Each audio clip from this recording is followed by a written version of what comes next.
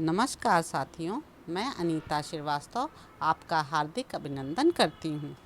श्रीमद् वाल्मीकि रामायण में आज का प्रसंग है गाधी की उत्पत्ति, कौशिकी की प्रशंसा।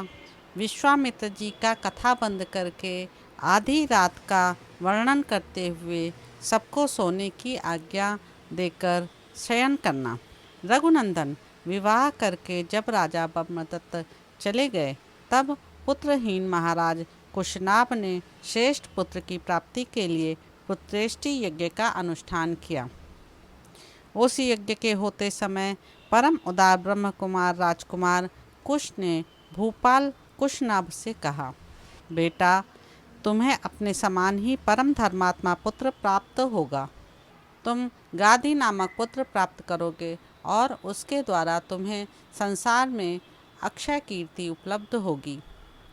श्री राम पृथ्वीपति कुशनाभ से ऐसा कहकर राजश्री कुश आकाश में प्रविष्ट हो सनातन ब्रह्मलोक को चले गए।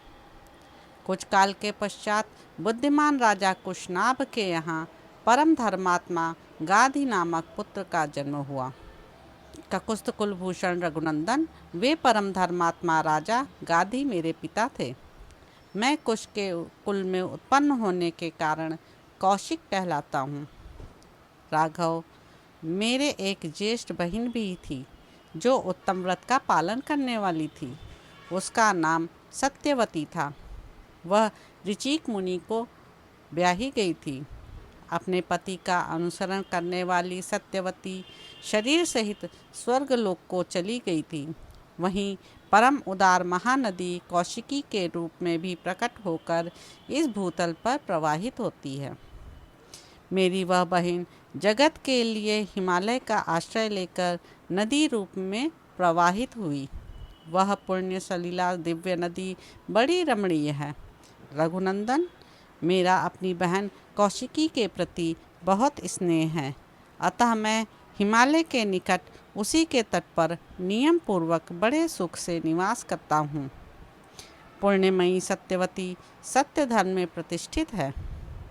वह परम सौभाग्यशालिनी पतिव्रता देवी यहाँ सरिताओं में श्रेष्ठ कौशिकी के रूप में विद्यमान है। श्री राम, मैं यज्ञ संबंधी नियम की सिद्धि के लिए ही अपनी बहन का सानिध्य छोड़कर सिद्धाश्रम में आया था। अब तुम्हारे तेज से मुझे वह सिद्धि प्राप्त हो गई है। महाबाहो श्री राम, तुमने मुझसे जो कुछ पूछा था उसके उत्तर में मैंने तुम्हें सोनभद्र तटवर्ती देश का परिचय देते हुए यह अपनी तथा अपने कुल की उत्पत्ति बताई है।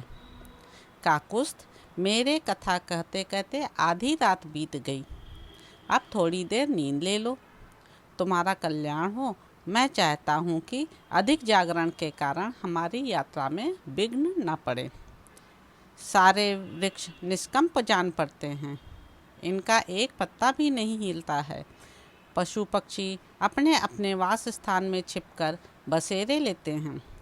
रघुनंदन, रात्रि के अंधकार से संपूर्ण दिशाएं व्याप्त हो रही हैं। धीरे धीरे संध्या दूर चली गई। नक्षत्रों तथा ताराओं से भरा आकाश सहस्त्रों ज्योतिर्मय नेत्रों से व्याप्त सा होकर प्रकाशित हो रहा है। संपूर्ण लोक का अंधकार दूर करने वाले शीत रश्मि चंद्रमा अपनी प्रभा से जगत के प्राणियों के मन को आह्लाद प्रदान करते हुए उदित हो रहे हैं। रात में विचरने वाले समस्त प्राणी, यक्ष, राक्षसों के समुदाय तथा भयंकर पिशाच इधर उधर विचर रहे हैं। ऐसा कहकर महातेजस्वी महामुनि विश्वामित्र चुप हो गए। उस समय सभी मुनियों ने साधुवाद देकर विश्वामित्र जी की भूरी भूरी प्रशंसा की। कुशपुत्रों का यह वंश सदा ही महान धर्मपरायण रहा है। कुशवंशी महात्मा श्रेष्ठ मानव ब्रह्मा जी के समान तेजस्वी हुए हैं। महायशस्वी विश्वामित्र जी अपने वंश में सबसे बड़े महात्मा आप ही हैं तथा सरिताओं में श्रेष्ठ कौशिकी भी आपके कुल की कीर्ति को प्रकाशित करने वाली हैं। इस प्रकार आनंद मग्न हुए उन मुनिवरों द्वारा प्रशंसित श्रीमान कौशिक मुनि अस्त हुए सूर्य की भांति नींद लेने लगे। यह कथा सुनकर लक्ष्मण सहित श्री राम को भी कुछ विस्मय हो आया।